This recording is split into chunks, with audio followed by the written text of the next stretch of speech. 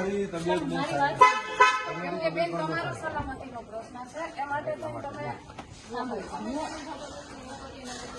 જબરજસ્તી હું નહીં, હું તમને રિક્વેસ્ટ જ કરું છું. અમે પણ તમને રિક્વેસ્ટ જ કરીએ છીએ બેન કે મને જવા દો. મારે અમદાવાદ જવું છે. મારા ભાઈઓ ખેડૂત માટે અમે બધા ઉપવાસ આંદોલન જે કરીએ છીએ, અમે એક જગ્યાએ બેસી અને ઉપવાસ આંદોલન અમારે ચાલુ રાખવું છે. બીજું અમારો કોઈ પર્પઝ નથી. તમારો કોઈ પર્પઝ નથી, પણ બેન પાછળથી જે મેટર બનશે ને એ માટે થઈને અમે તમને રોકીએ છીએ. અમે એવું એ બધું ભાજપના ઈશારા પર જેડે પણ ભાજપના આવા તત્વોએ કર્યું છે, બરાબર.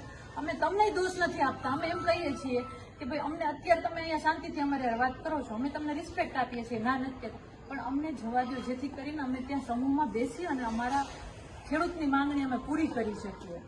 બરાબર છે, પણ બેન હવે અત્યારે કન્ડિશન એવી છે કે હે ને તમને બહાર જવામાં થતું હશે, એ માટે થઈને અમે તમને જવું છે. એવું બને અને પછી પરિસ્થિતિ વધારે બગડે એના કરતા તમે સમજો કે અમારી કન્ડિશન કોઈ સંજોગોમાં જવા જ નહીં. શક્ય નથી બેન, એનાથી કાયદો વ્યવસ્થાનો પ્રશ્ન થાય. તમે પણ સમજો, તમે પણ કાયદો વ્યવસ્થા કાલે પાછા આવી જશું. અમે ના નથી પાડતા. કાલે શું પરિસ્થિતિ બનશે એ ક્યાં કોઈને ખબર છે. પણ હું એ જ કહું છું બેન, હું ખાલી સિમ્પલ કહું છું કે અમારે ખેડૂતોનો અવાજ બનવું છે. અમને ખેડૂતનો અવાજ, અમે તમારી કોઈને કઈ નથી કહેવાના. તમે તો એટલા પ્રતિભાશાળી બેન કે ખેડૂતનો અવાજ કેટલી બધી રીતે બની શકો છો.